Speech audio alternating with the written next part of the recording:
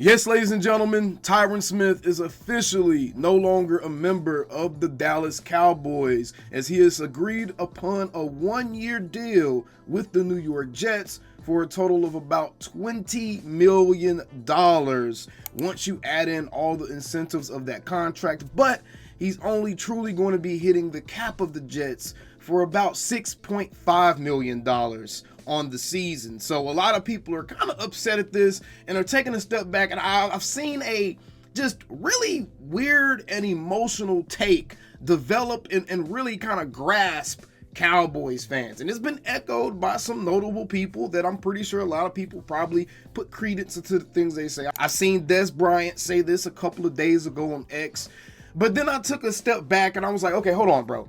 We gotta, somebody has to be the one to take themselves out of their emotions, take their fan cap off for a second, and actually look at the Dallas Cowboys. Look at it from a business perspective.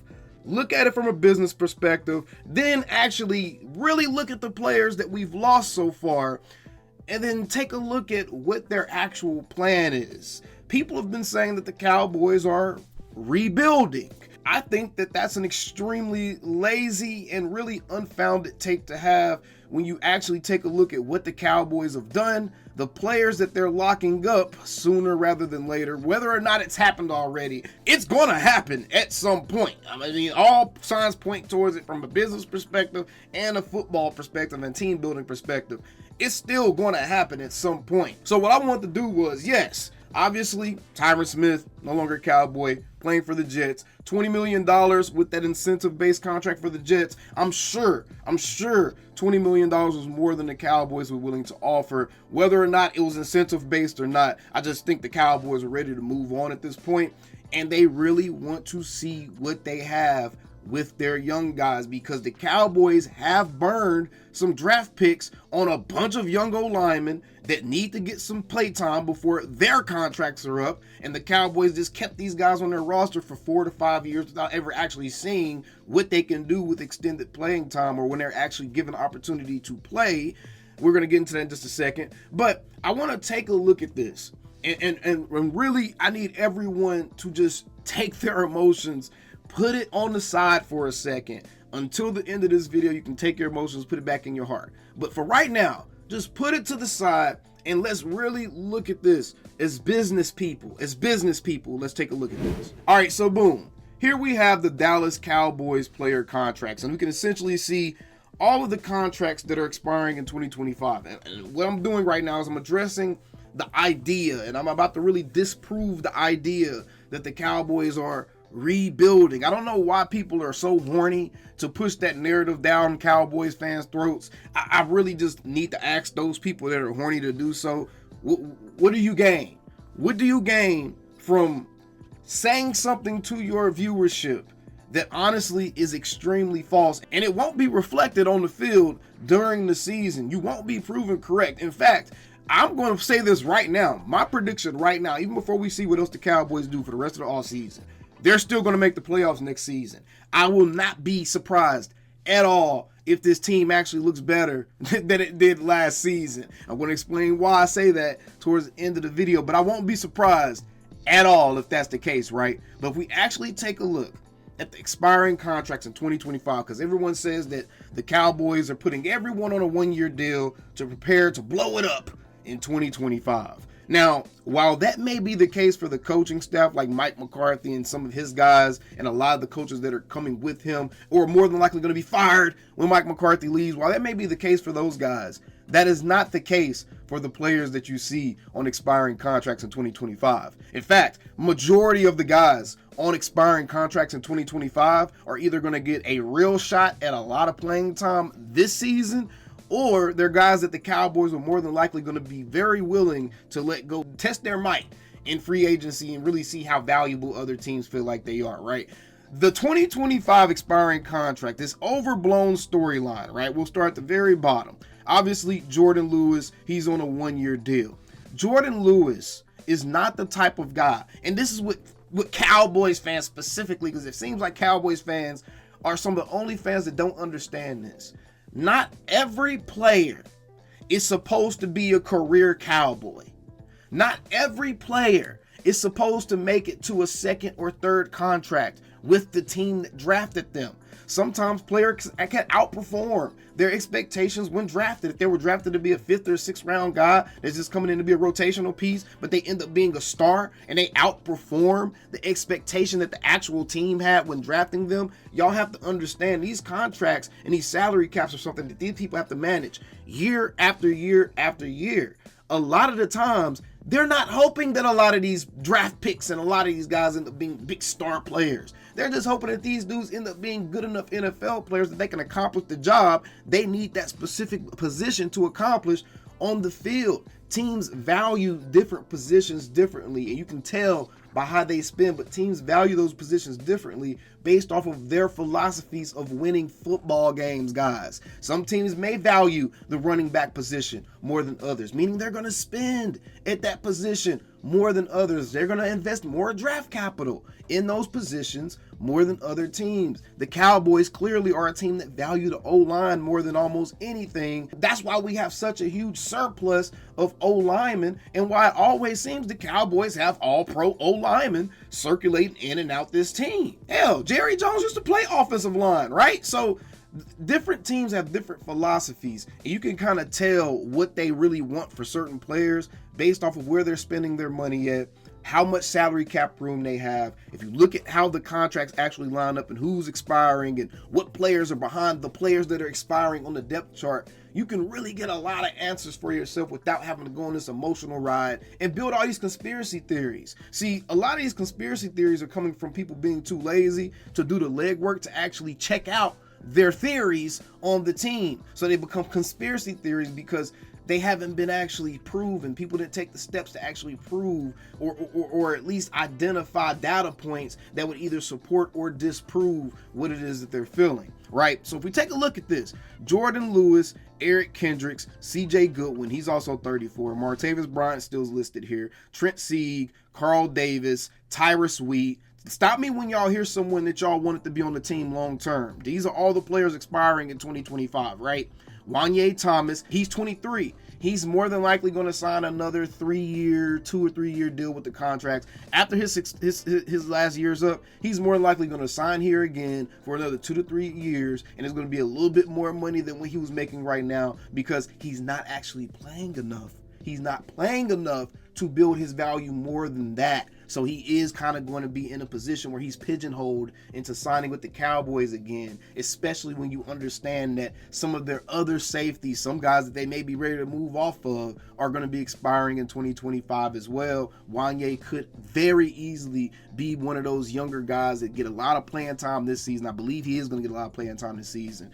And then he's going to play his way into a second contract with the Cowboys, right? And another guy that was kind of like a lower thought of player. He wasn't thought to come into the league and end up being one of the top safeties or anything. So he was a guy that they drafted with the intentions of being able to fit into their plans of how they want to spend, because they knew that, hey, we're bringing this young safety in, right? Later round pick, we're bringing this young safety in. What this is going to do is going to allow us to have this young guy back here for depth that can step in if someone gets injured, but we have our veteran stopgap players that we know are good to decent NFL players that can get the job done for now, because we don't have someone that's playing like above their head in that position, or we don't have a young rookie to put in that spot that's really playing above their head. So we have our stopgap veteran playing in that role until that stopgap veteran's contract is up, and then whenever his contract is up, you just move that rookie that you had behind them, you move them right into that position. Preferably in their second or third season in the NFL, you get to move them into a starting role, and then they get to play 2 years on the rest of their little rookie deal, and then you sign them into a very, very affordable contract on their second deal going into the team. And now you have a player with a high ceiling that's getting better and better each season, and he's starting to get some play time now. And now you have a player that's playing at a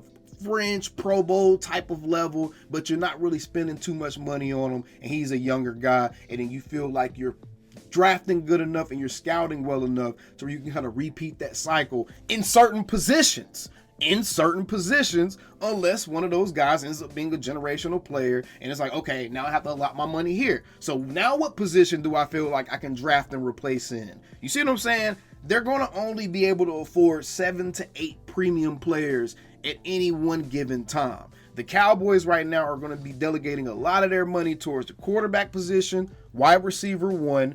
Offensive line has always been a thing for them, and it's usually 2 to 3 of those guys on the line are getting paid decently, and then you have 2 or 3 young guys on rookie deals that are playing well in the midst of those 3 Pro Bowl level offensive linemen, right? So 2 to 3 offensive linemen, so that's 4 to 5 guys on the offense that you're really giving a lot of money to. And then they're probably allotting the same amount of money for the defensive side of the ball as far as paying 4 to 5 guys premium dollars, and then filling the rest of those positions up with rookies that are playing well, veterans on veteran minimum contracts that are probably on their last couple of deals in the NFL, but are still good NFL players, so they're capable of being a stopgap player. Dante Fowler Jr., someone like that. Some of these guys, Robert Quinn, some of these guys like that are able to come to the Cowboys, raise their stock a little bit, and then go get a little bit of a bigger deal somewhere else, and then that's likely one of their last contracts. Cedric Wilson, right? A younger guy that kind of played above his head with the Cowboys, outpriced himself for the Cowboys because he played so well, went to the Dolphins, wasn't used at all. Now he's going to another brand new team. I believe he's going to the Saints or something like that now, right? So Cedric Wilson is now on that exact path that I'm trying to lay out for you guys and show you, like, this is what their idea, this is what they're thinking about when they're doing this. So when they're letting certain guys walk, Tyron Smith, I'm telling you right now, Zack Martin is probably going to end up being a casualty of next season. First of all, these are the last 2 guys from the Romo era, okay? So y'all shouldn't be looking at those 2 guys leaving as, oh, we're rebuilding. Those were the last 2 guys from the Romo era. They literally was from an entire different generation from what this team is currently being built in. They were just so good and played above their heads so long that they kind of were an exception to the blueprint of what they're building their team around, right? So you can see they're kind of putting everyone on the same or a similar timeline, and that's kind of how you extend your window for competing, is if you're able to have those premium players play premium football, and you can put good football players around them, and you just have a competitive team, and you just sustain that and add other pieces, hope you get real lucky on certain draft picks or certain pickups, and then hope everything comes together at the perfect time. And usually you have the coach to coach all those guys up, and you just compete year in and year out, make it to the playoffs every year. I think NFL teams' goal is to make it to the playoffs every year. I don't think that NFL teams go out with the intention of, oh, we're going to make the Super Bowl every year. I think that they're just trying to make it to the playoffs every year, because anything can happen once you get into the playoffs, and the playoffs is kind of an indicator of how competitive you truly are. And if, as long as you're in the playoffs every season, your fan base and your consumership is going to be invested to a certain degree. They're not going to be apathetic towards the team, and I think that's the thing that most teams try to avoid, is that apathy where fans kind of don't care anymore, right? But either way, let's continue, right? So Brock Hoffman, he expires in 2025. Guess what? They're about to let this man have a full season starting at center. More than likely, he's going to be our starting center, and then they're more than likely going to end up signing him to a very affordable 3 to 4 year center deal, in which he's going to be playing at slightly above average to above average football, and then eventually he may end up being one of the focal points of how they're spending their offensive line money, or he may end up being able to be a casualty depending on if we have other guys performing better, right? But Brock Hoffman, he's a guy that's exactly in that situation. Tyler Biadasz left. They let him leave. They didn't care. We all knew that Tyler Biadasz was leaving like mid-season. When we seen him kept getting pushed back all season long, we were like, oh, Tyler Biadasz is gone, right? They let him leave because they have Brock Hoffman right here. And they probably feel like Brock Hoffman can do what Tyler Biadasz does at a much cheaper rate. So that was a business decision right there, right? Kevontae Turpin is also going to be a 2025 casualty, right? He may end up coming back, but because of how he's used, he's going to be a cheaper guy to bring back. They're not going to have to spend a ton of money on him. So it's possible they could bring him back, or they may move on depending on how their young guys develop, right? Peyton Hendershot, they're more than likely going to let him walk, or they're probably going to trade him at some point or something. Marquise Bell, Israel Mukuamu, these are all the expiring contracts for 2025, guys. And a lot of these young guys, some of the ones that they have let play, or they have seen enough of and they just don't want them, they're probably going to let them walk, and they're just depth, right?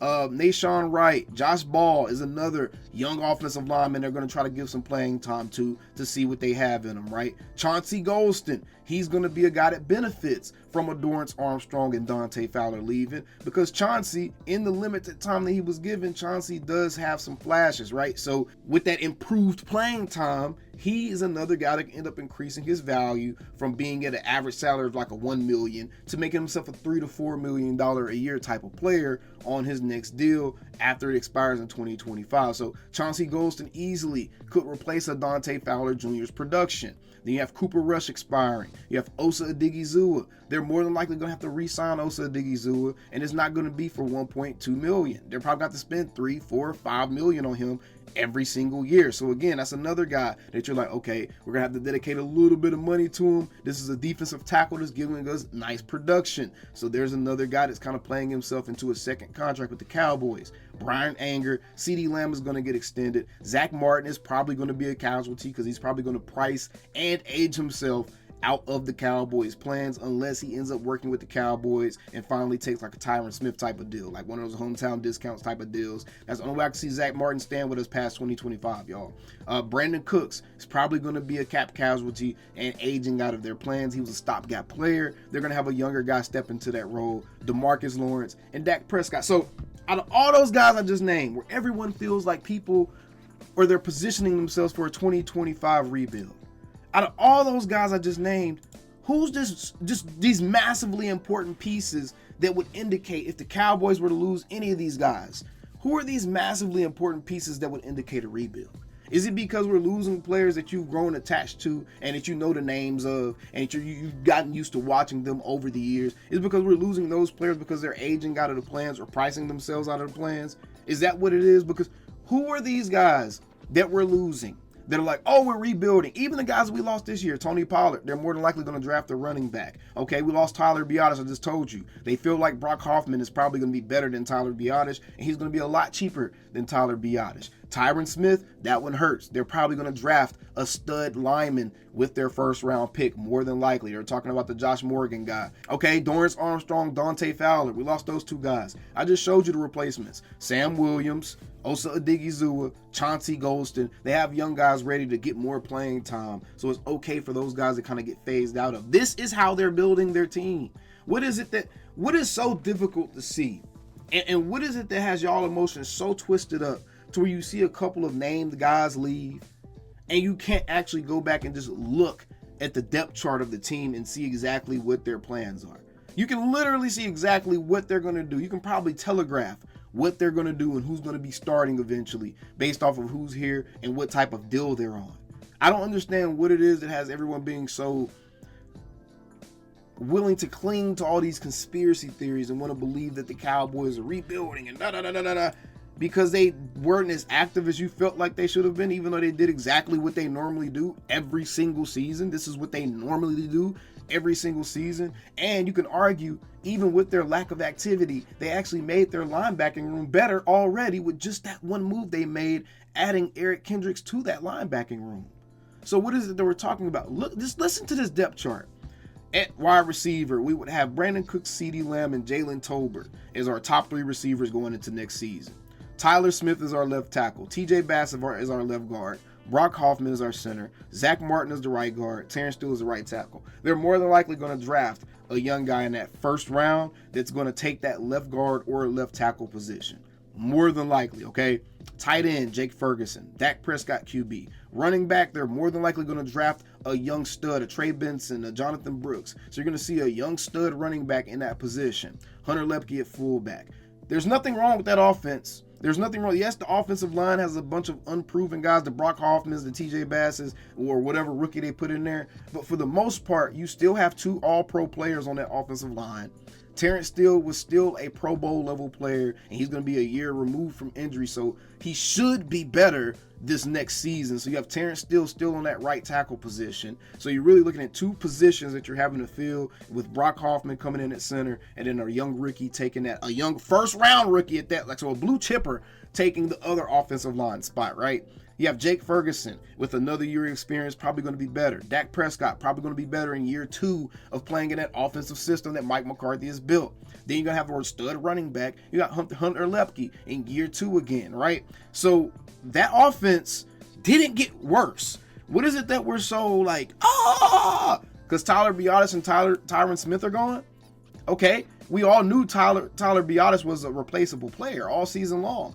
Tyron Smith hurts, but the Cowboys were never going to offer him a $20 million incentive-based contract. And doing business from a Tyron perspective, I'm going to accept, even if the Cowboys matched what the Jets were offering, the Jets sweetened the pot with $13 million extra, essentially. If the Cowboys were offering that, he would be a fool to go with the Cowboys and not take $20 million from the Jets for a 1-year mercenary contract. And he's probably going to play that contract and come back and sign with Dallas for like a veteran minimum and retire over here. That's probably what's going to happen with Tyron, especially if he gets hurt this upcoming season. Okay, then you got the defense. You got DeMarcus Lawrence and Micah Parsons starting at your defensive ends. Nothing wrong with that. That's the same as last season, right? Mozzie Smith and Osa Odigizua.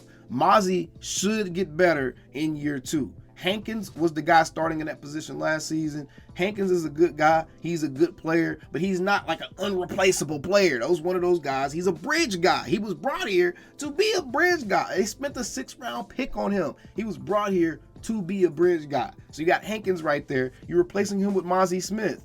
Okay, so now you got DeMarcus Lawrence, a 1st-round pick, Mozzie Smith, Osa Odigizua, and Micah Parsons starting on your defensive line. What's wrong with that? And then you got Sam Williams, Chauncey Golston, and then you got Viami Fehako. Hopefully he actually kind of pans out a little bit, but they're more than likely going to draft another edge or something to put back there, or sign a veteran guy, or sign a couple of veteran guys. But then you have some decent named backups and rotational guys coming in as well. What are we panicking about? Then our linebacker room, like I said, our linebackers already got better. We're going to be adding Eric Kendricks and DeMarvion Overshown to our linebacker crew next season compared to what we had last season with Damone Clark and just Marquise Bell. So now you're adding those guys, DeMarvion Overshown, Eric Kendricks to that, plus whatever young linebacker you're more than likely going to draft. They're going to get better right there. And then with your corners, you got Trayvon Diggs coming back. So even if, okay, let's say we lose Stephon Gilmore. Okay, so you trade out Gilly and you put in Diggs right there is essentially what you're going to be doing, because he's going to be playing kind of the role that Gilmore was playing last season, because Gilmore was kind of having to play that lead dog cornerback role last season, right? So you're replacing Gilmore with Diggs. Okay, you tell me what's winning right there, which one weighs more. And then the other side, you're going to have Deron Bland, and we're bringing back Jordan Lewis on one of those stopgap bridge type of contracts for another year until a young guy's ready to step into that role, essentially. So you're bringing back Jordan Lewis. It's still on the table to bring back Stephon Gilmore. It isn't signed anywhere else just yet, but it's still on the table. But you have Jordan Lewis, then you have Malik Hooker and Donovan Wilson, the same starting safeties, and really our best combination of safeties from last season are going to be starting on our defense next season. And then you have Wanye Thomas, and you can move Marquise Bell back to his actual natural safety spot. So you have Marquise Bell, who we know played well, even though he was playing out of position, so it kind of looked like he was playing bad. But he played well, given the fact that he was playing out of position. So Marquise Bell is a player. He's somebody that is a good depth kind of guy. But you have Wanye, Marquise Bell, Eric Scott Jr. still. You still have him, don't forget that. And Israel Mukuamu back there as well for depth. What's wrong with our team exactly? Even with all the guys that we lost, with the Cowboys sitting on their hands, what is wrong with our team? As long as we understand that they're going to be adding better players via draft, and they're more than likely going to be adding a couple of more veterans and a couple of guys that are still probably good football players to kind of add more depth in different positions, or could potentially come in as a starter. We have no clue just yet, right? What about this lineup? This is the depth chart. If we were to start the season right now, this is the depth chart. What about this lineup is screaming rebuild? Is it because we have holes on the offensive line? Every team in the NFL has holes. Just because you see teams like Washington and Atlanta making a bunch of moves, you realize these teams were terrible last season. You realize a bad team is going to have more moves to make than a better team, than a team that has a roster full of multiple all-pro players. They're going to have more moves to make. You realize that, right? I just... Okay, I'm done with my rant, y'all. I'm done with my rant. It's just very, very disappointing to see how much people allow their emotions to dictate their content, their platforms, and the way that they view what's going on around them. It's just very disappointing to see that.